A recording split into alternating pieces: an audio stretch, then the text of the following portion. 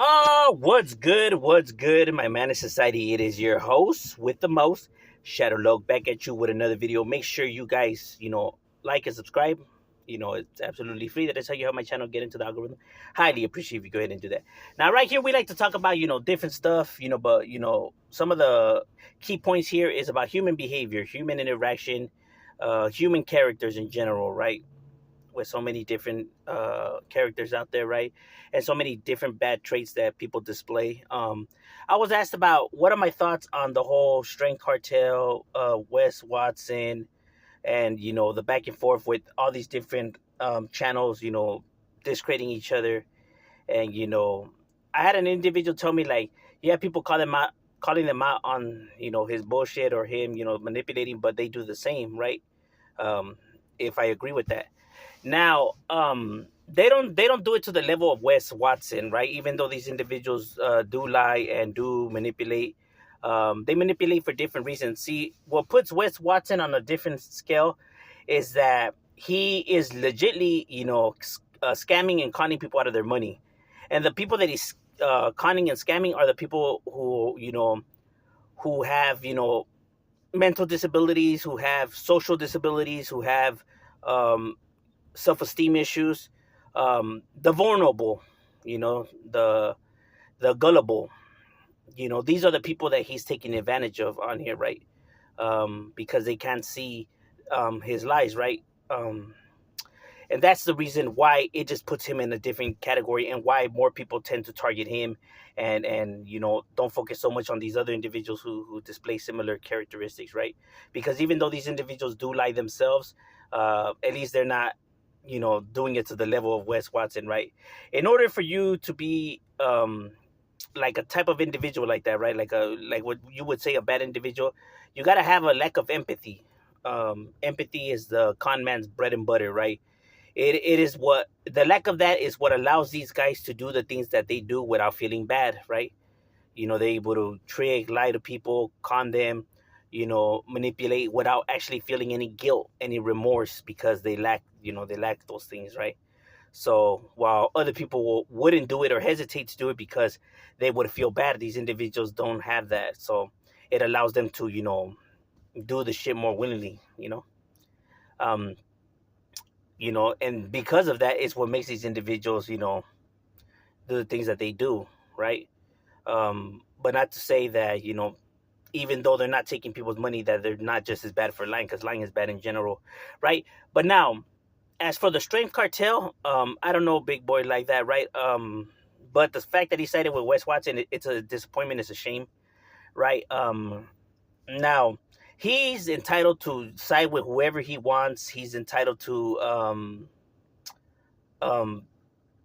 do business with whoever, right? It's his, brand, so he's allowed to, do whatever he pleases. Um, I'm disappointed that he sided with somebody as fake like that. I feel like in the long run, this is gonna be something that he's gonna regret. Because an individual like Watson is just somebody who built this success off of facading, off of lies, right? So it's only a matter of time before it comes crashing down, and he's gonna come crashing down with him, by association. You know what I mean? So this is, you know, one of the moves that I felt like, he should have just, avoided, right? He should have at least kept his brand separate, right?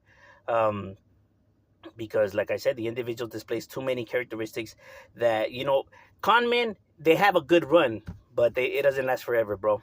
You know, even the most powerful as a powerful list, like let's say Donald Trump's and the Vince McMahons and people like that, their scandals have came to the light. So why would Wes Watson think that his would be any different? You have had so many powerful CEOs, everything has came out and their whole empire came crashing down. I don't understand why this individual thinks that his story will be any different. You get what I mean? Uh, Time will reveal everybody's, true colors, right? And he's no different. So the fact that he's signing with him, it was a bad move. I get it, because he's so successful, because of his growth. These individuals are looking to hop on the ride and hope to gain some of that traction. But like I said, it's going to have the opposite effect at the end and at the long run. Um, Yeah, but you do see a battle of channels, right? Wanting people's attention when there's enough room for everybody. But like I said, a lot of individuals come on here and do the same things that other people do and hate, and hate on their own, and think that they're doing different, or looking out for the people, when in reality they're calling them the same. Like, you can't say that you're looking out for people, you are, or because you don't want people to get manipulated, but at the same time you also are doing manipulation by lying to individuals, in the same token, and proclaim to be different. You may not be as bad as him, but that doesn't mean that you're good yourself. You get what I'm saying? Um, and it's not just with Raza channels that this tends to happen, but it happens with vast different types of genres of content creators out there, right? Um, and some actually do have their hearts in a good place, right? They actually speak on things because they feel like people shouldn't be tricked and manipulated, and so those people, I tip my hats off to them. But as for others, they're just a part of the manipulation as well. But that's why Wes Watson is in a whole different category on his own, just because of what he's doing, right? How he's calling people out on their money. Same with Andrew Tate. He's the same way as well. Andrew Tate plays into the insecurities of individuals, right? Uh, Sells them these fake courses of how to be a better man, right? Of how to dominate, and to the Sims, right? Individuals who have a hard time talking to women, or having a hard time of building relationships with women, right? So they create this resentment towards them, right?